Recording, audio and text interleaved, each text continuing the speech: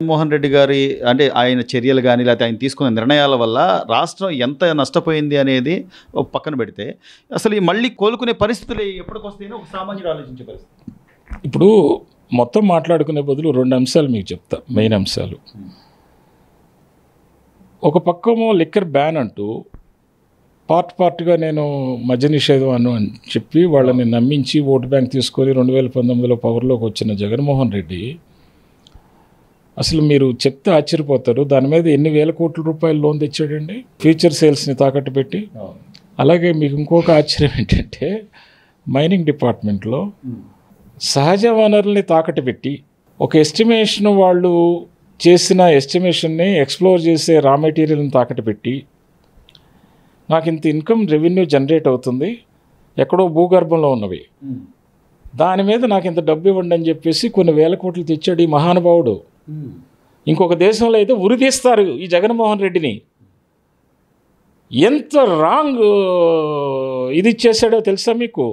సహజ వనరులు ఎప్పుడో ఎక్స్ప్లోర్ చేసి దాని మీద మీకు తెస్తే ఇవాళ బ్యాంక్స్ కూడా డబ్బు ఇచ్చినాయి.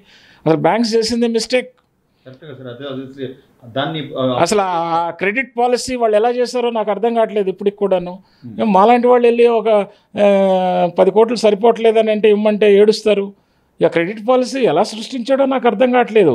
ఇవాళ అందరూ అంటారు యాక్షన్ తీసుకోవచ్చు కదా చంద్రబాబు నాయుడు గారు, యాక్షన్ తీసుకోవచ్చు కదా, ఆయన పవర్లోకి వచ్చిన తర్వాత ఎందుకు తీసుకోవట్లేదు అని పాపం చంద్రబాబు నాయుడు గారిని నిందిస్తున్నారు. యాక్షన్ తీసుకుంటే ఏమవుతుందో తెలుసా మీకు? మీ మీడియాకు కూడా తెలియదు. 75% మంది ఐఏఎస్ ఆఫీసర్లు జైలుకి వెళ్ళిపోతారు. సిస్టమ్ నడవద్దు. ఆయనేమి తెలివి తక్కువ ఆయన కాదు మన చంద్రబాబు గారు. సిస్టమ్ నడవాలి, ఓపిక ఉండాలి. ప్రజలకి తెలియట్లేదు. ఎప్పుడు కూడా ఆయన నిందించకండి. అటువంటి విజన్ ఉన్న లీడర్ని ఆయన ఒక సిస్టమ్ నడపడానికి ఆయన ప్రయత్నిస్తున్నారు. స్లోగా చేస్తారు. ఇటువంటి అన్ని అవకతవకల్ని ఎలా బెయిల్అవుట్ చేయాలని సిస్టమ్ నడవకుండా అన్ని కొలాప్స్ చేసేసుకొని చంద్రబాబు నాయుడు గారు ఏం చేయలేదు, రేపు ఆంధ్ర రాష్ట్రానికి అభివృద్ధి చేయలేదంటే ఎక్కడ చేస్తారు? కానీ కామన్ మ్యాన్ క్వశ్చన్ కూడా ఏంటంటే సార్, ఇంత చదువుకున్న విజ్ఞానవంతులైన ఐఏఎస్ ఆఫీసర్లు ఒక వ్యక్తికి లోబడి లేకపోతే ఒక అధికారానికి లోబడి ఇలా ఎలా చేయగలుగుతారు? చేయకి ఏం చేస్తారు? చస్తారా? వాళ్ళు ఐఏఎస్ చేసి సర్టిఫికేట్ తెచ్చుకున్నారు కానీ ఆబ్జెక్టివ్ పేపర్ మార్కులు వేసుకొని వాళ్ళకి ప్రాక్టికల్గా జీవన విధానంలో లైఫ్ ఎక్కడుంది? అందుకే నిజాయితీ గల లీడరు, పొలిటీషియను, ప్రజల జీవన సరళిలో కష్టాలు నష్టాలు లాభాలు చూసిన వ్యక్తులు నిజాయితీగా పొలిటీషియన్స్ డెమోక్రటిక్ సిస్టంలో వస్తే వాళ్ళకి ఎడ్యుకేషన్ లేకపోయినా వాళ్ళు ఎలక్టెడ్ రిప్రజెంటేటివ్స్గా వాళ్ళు చేసే విధానాన్ని, వాళ్ళు చొప్పించే ఐడియాలజీని తీసుకొని 2 మిక్స్ చేస్తే అడ్మినిస్ట్రేషన్ బాగుంటుందని మన పూర్వీకులు అంబేద్కర్ గారు లాంటి వాళ్ళు రాజ్యాంగాన్ని రచించి ఇటు ఎలక్టెడ్ బాడీ అండ్ అడ్మినిస్ట్రేటివ్ బాడీని రెండింటిని 2 జోడెడ్లలాగా పరిగెట్టించాలని చెప్పేసి రాజ్యాంగాన్ని రూపకల్పన చేశారు.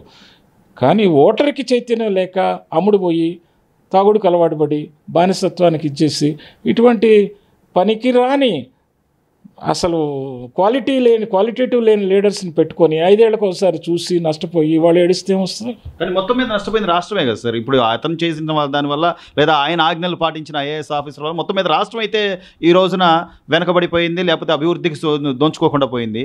దీని రిజల్వేషన్ ఎప్పుడు సార్? అంటే ఎప్పటికంటే ఇప్పుడు చంద్రబాబు నాయుడు గారు ఏమన్నా మిరాకిల్ అల్లావుద్దీన్ అద్భుత దూపం సృష్టిస్తారా ఏంటి మీరు చెప్పేది? ఇప్పుడు ఆయన అవునయ్యా, మీరు తప్పు చేశారు, ప్రజలు తప్పు చేశారు, అది ఆ చంద్రబాబు నాయుడు గారు ఏం చేస్తారు?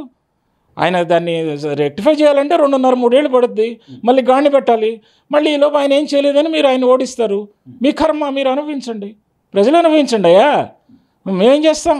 చంద్రబాబు నాయుడు గారు పాపం ఆయన ఏం చేస్తాడు? ఆయన వయసునంతా రంగరించి ఇంకా ఆయన వయసునంతా తాకట్టు పెట్టి మాటలబడి కుటుంబాన్ని రోడ్ల మీద ఈడ్చుకొని ఆయన మానసిక క్షోభకు అనుభవించి ఏంటి ఆయనని అనరాని మాటలని చివరికి జైలుకి కూడా వెళ్ళి ఈ ఎదవ చేసిన పనుల వల్ల ఇవన్నీ చేశాడు. చేసిన తర్వాత ఇంకా ఆయన మళ్ళీ ఇంకా ఆయన బుద్ధిమంతుడు కాబట్టి మళ్ళీ వచ్చి నెత్తినేసుకొని ఈ ముళ్ళ కిరీటాన్ని ఈ బరువుని ఆయన నెత్తి మీద పెట్టుకొని పాపం ఏదో రాత్రి మగళ్ళు తిప్పలు పడుతున్నారు. మరి చూడాలి, భగవంతుడు సహకరించాలి, ప్రకృతి సహకరించాలి, ప్రజలు సహకరించాలి.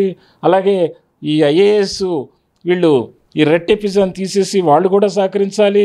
వాళ్ళు ఎక్కువ కష్టపడి రూల్ పొజిషన్ తెలుసుకొని గతంలో చేసిన తప్పులు కాకుండా తొత్తులు కాకుండా వాళ్ళకి బానిసత్వం ఊడిగం చేయకుండా, ఆయన అలా చేసే మనిషి కూడా కాదు.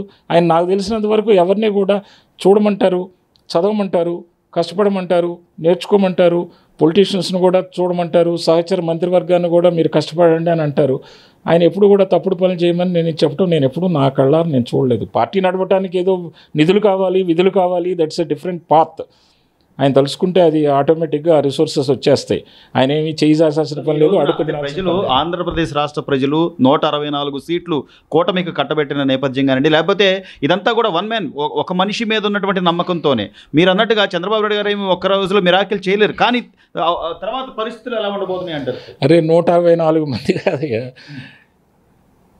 175కి 175 సీట్లు ఇచ్చినా ఆయనతో పాటు నడిచే వ్యక్తులకి, పదవిలో ఉన్న వ్యక్తులకి, పదవిలో తీసుకున్న వ్యక్తులకి ఆయనలో 90% ఉన్న ఆ క్వాలిటేటివ్ లైఫ్ కానీ హార్డ్ వర్కింగ్ అడాప్ట్ చేసుకోగలిగితే మిరాకిల్ చేయొచ్చు. ఇవాళ మనకేంటంటే ఆయన సగం టైము దీని దుంపదెగా, సగం టైము పదవుల పంపకాలకే పోతాయి. వీళ్ళు ఆయన చుట్టూ తిరిగే వాళ్ళందరూ ఒక్కడన్నా వాల్యుయేషన్ ఇచ్చేవాడు ఉంటాడంటే ఎవరో ఇద్దరు ముగ్గురు నేల మీద నడిచేవాళ్ళు ఉన్నారు. ఏదో మాలాంటి పిచ్చోళ్ళు మేము బుక్స్ చదువుకునో లేదా అనుభవించో, తప్పులు చేసో ఒప్పులు చేసో ప్రాక్టికల్గా నాలెడ్జ్ సంపాదించిన వాళ్ళకేమో మాకు ఒక దురలవాటు ఉంది. ఈ పిఎల్ చుట్టూ తిరగలేం, ఈ అపాయింట్మెంట్స్కి పడిగాపులు పడలేం. ఏదో అవకాశం దొరికినప్పుడు ఆయనకి చెప్తాం, లేనప్పుడు లేదు. కాబట్టి ఇది ఒక విషస్ సర్కిల్. ముందు పిఎల్ కానించి ఐఏఎస్ ఆఫీసర్ల వరకు ముందు మారాలి. పొలిటీషియన్స్ మారాలి, పదవులు తీసుకునే వాళ్ళు మారాలి, పదవులు కోరుకునే వాళ్ళు మారాలి, ప్రజలు మారాలి. మీరు ముందు ఆయన దగ్గరికి వెళ్ళి ముందు రాష్ట్రంకి ఏం కావాలో చెప్పండి అయ్యా బాబు అని చెప్పేసి ప్రజలే లీడర్స్ని క్వశ్చన్ చేసిన రోజున, ఐఏఎస్ వాళ్ళని క్వశ్చన్ చేసిన రోజున ఆయనకి సౌలభ్యం కలుగుతుంది, ఆయన పని చేయగలుగుతాడు.